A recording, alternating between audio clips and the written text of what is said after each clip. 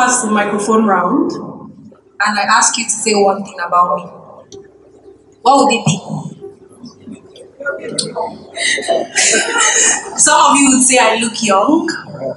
Some of you would say I dress nice. And some of you would say I'm beautiful, like you already have. Thank you. But what most of you do not know about me is that I have suffered from a mental health problem. In 2017, I was contacted by an international organization that wanted to introduce a new treatment for autism in Nigeria. I was to host a conference and a fundraising event. And it was a big deal for me because I was barely 6 months into starting my NGO. We had booked one of the biggest event centers in Lagos. They had sent their donations, and I was very excited to make this day happen. Now, a week to the event, while I was getting ready for church on a Sunday morning, I began to tremble. My feet and my palm was sweaty. I was having heart palpitations and I couldn't breathe properly. My chest tightened. And I started to cry uncontrollably and I didn't know why. I ran downstairs. I went to pick up my car keys. I wanted to leave the house.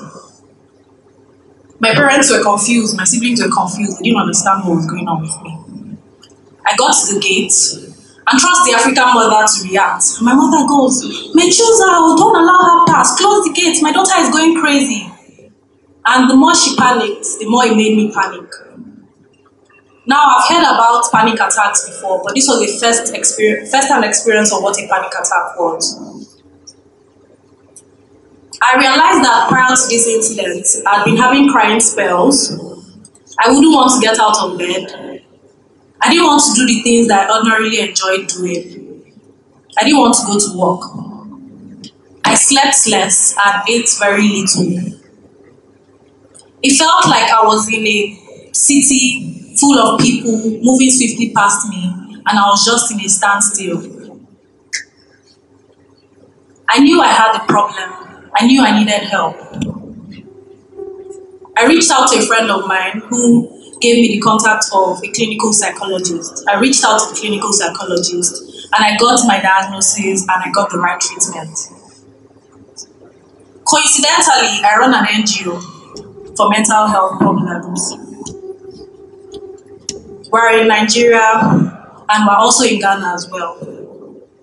I also run an outpatient therapy unit where we're equipped with clinical psychologists, psychiatrists, mental health listeners, and therapists. And since inception, we've helped over 4,000 people. Thank you. So since I'm working in this space, I'm working in the mental health space, I help this amount of people, I work with these experienced professionals. Isn't it ironic that I still suffer from mental health problems? So I'll go back to the same question I asked when I started. What do you think about me now? You're beautiful. Is something wrong with me? So the Diagnostics and Statistical Manual of Mental Disorders says that there are about 300 types of mental health issues, ranging from psychotic disorders, mood disorders, eating disorders, anxiety disorders, personality disorders, substance abuse disorders, and trauma-related issues. But do you know that, according to the World Health Organization, 1 in 4 people suffer from a mental health problem? So please, count yourself. Count the person by your right, count the person by your left, count the person in front of you or behind you. One of you is probably suffering from a mental health problem. Well, that's how prevalent it is in Nigeria. Do you also know that in Nigeria, a country with about 200 million people, according to the Association of Psychiatrists of Nigeria, there are only 250 psychiatrists.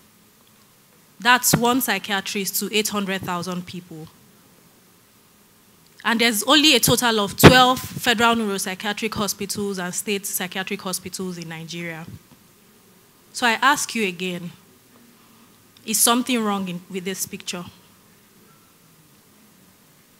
In my 3 years of running my organization, we've seen many cases ranging from parents who have been tagged witches because their children are on the autism spectrum, or a boy who is suffering from post-traumatic stress disorder after embarking on a journey from Nigeria to Europe through Libya and the Mediterranean Sea.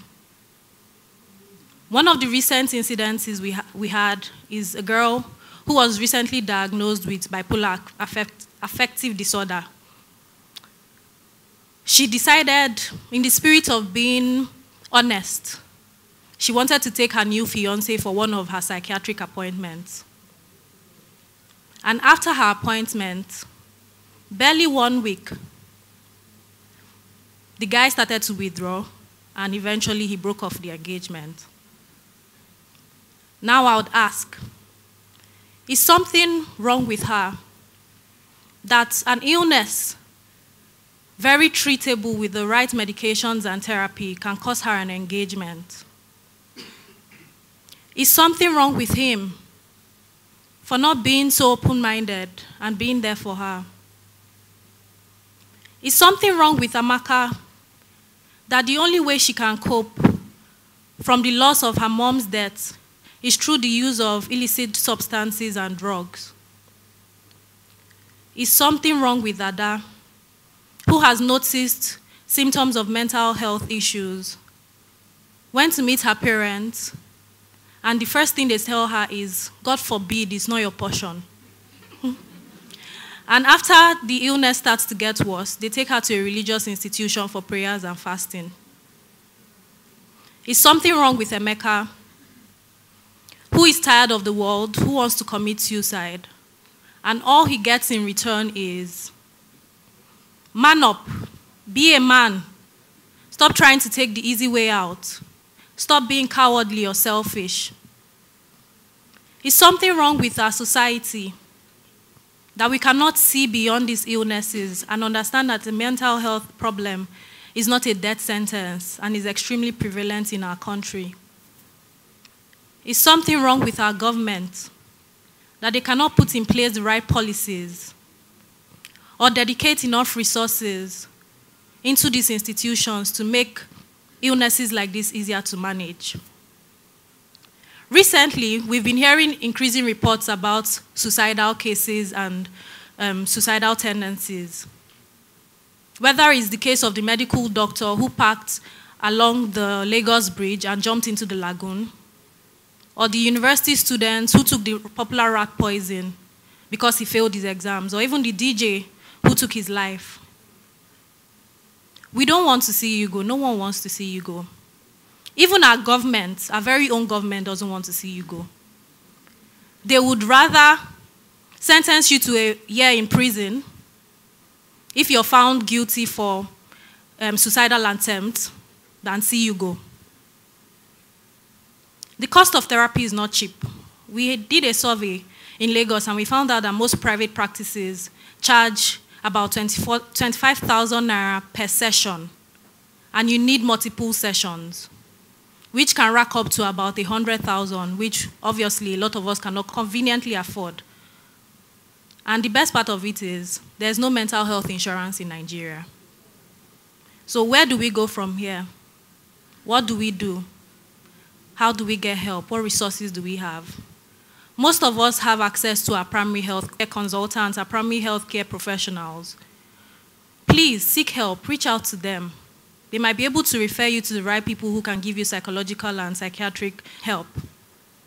And mental health NGOs in Nigeria are doing awesome work. I must commend each and every one of us in this space. Please reach out to any of them for support. And something I cannot overemphasize is being your brother's keeper, lending a listening ear, reaching out to that strong friend who you feel has it all together. And something yet so minute, but to me is really important, is asking the question, how are you? We ask that question just because we ask it, but have we really thought about asking the question because we mean it? Ask how are you because you mean it. Ask it because you care. Ask it with intent. Ask it with empathy. You might just be someone's savior. And I would say, this issue makes me very off.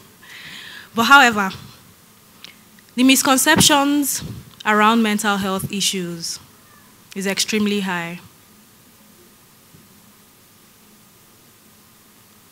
But we can do our best to begin to have honest and open conversations about mental health so that we can eradicate the stigma around mental health issues.